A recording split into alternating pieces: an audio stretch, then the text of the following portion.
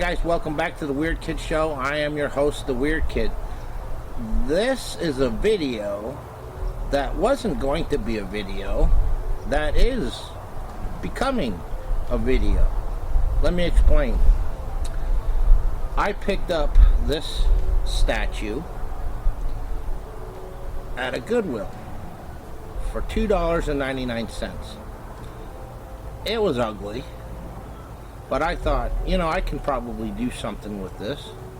So I took it home and I started to do some sculpting on it with Sculpey, and to change it and to turn it into something that I could appreciate a little bit more.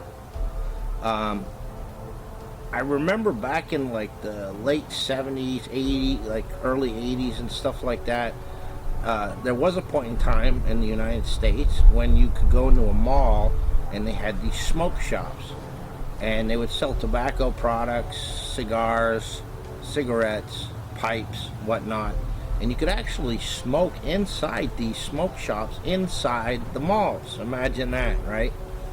Well, it seemed to be like these places were always the ones carrying and selling these statues. I never forget them. They were about the same size as this. I don't know. I didn't measure this. I imagine he's about maybe 16 inches tall. The same kind of a layout. They had a tiny little body, but with a big head. But I can remember they had all kinds of different characters. I remember seeing Laurel and Hardy and Humphrey Bogart, Groucho Marx. But what I really loved was the Universal Monsters line that they put out. They put out Frankenstein, Bride of Frankenstein, the Phantom. I think there's even a creature from the Black Lagoon.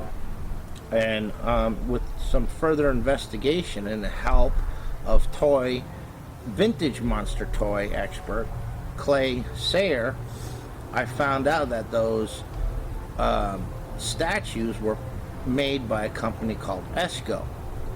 And when I picked this thing up for $2.99 in Goodwill, and as you can see from the photo I provide, this was all empty on top. The top of his head was, I guess, a bowl used for Halloween candy. So, but I wanted to turn him into a little statue.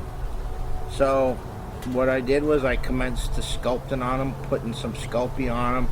I added a chin to his features. I built up his brow, added some wrinkles. I re-sculpted around the eyes. I redid his jacket, put a few creases here and there in his jacket and on his pants. But then I went ahead, his base, when I got it, was like this, just a glossy black paint with glitter, which that definitely had to go.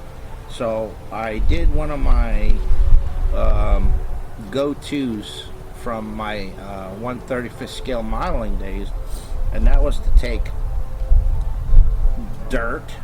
clean dirt, which I don't have clean dirt here, so I take a big handful of dirt through it, take out all the impurities, little rocks and sticks and whatnot, until I have some relatively clean dirt. Then I put just ordinary Elmer's white glue and water, and then I mix it up into a paste, and just like icing a cake, I ice the mud and glue concoction all over the base and spread it everywhere until it's nice and even. And then I allow it to dry for a little bit, and then you can texture it. You can add rocks, sticks. You can add whatever you want to it at that point in time. And the last thing I did on the base was I added this stuff called static grass. Static grass is traditionally sold to model railroad enthusiasts. It's just these little green grass-like flakes. They actually have a sifter. It's called static grass because when you put it on whatever your base is, a wet material, you're supposed to be able to blow on it before it's dry, and it stands up like little blades of grass. which is why it's so popular with HO model railroad enthusiasts. But I use it for things like this as well. So as you can see, it's got a nice little grass texture there, and the base looks a little more earthy and everything. And so then I went ahead and gave Frankenstein here a new paint job, and I started off with an ivy green, which was a relatively dark green, and I just painted his entire face, and then I added some white to that green to give it a lighter color, and then did a dry brush technique, which is what I did in the Mad Scientist contraption as well. The dry brush, it's a super effective thing that you can do to any prop or whatever it is that you're working on, and it just makes it pop and gives it some dimension. And like I said before, and if you guys want me to show you how to dry brush, I can do that. I didn't get into how to sculpt. I just showed you step by step what I did to this guy to get him to where he is now. As you can see, I added these like large scale staples on the top. I know that Boris Karloff only had one, which would have been on his left side, but I decided to add another one just to kind of change it up a little bit. And I covered the entire top of his head with Sculpey, which was interesting because I had to fill the entire cavity of his head with aluminum foil to build it up. And then I coated it, the top, with the Sculpey. Now the interesting thing about this is I wasn't sure that this was going to even work. That's why I had no plans of making a video on it. The reason why is because this is like it's like a resin composite. And I thought, okay, well, it's going to have Sculpey put on it. Sculpey needs to go in the oven in order to cure. Is this thing going to melt?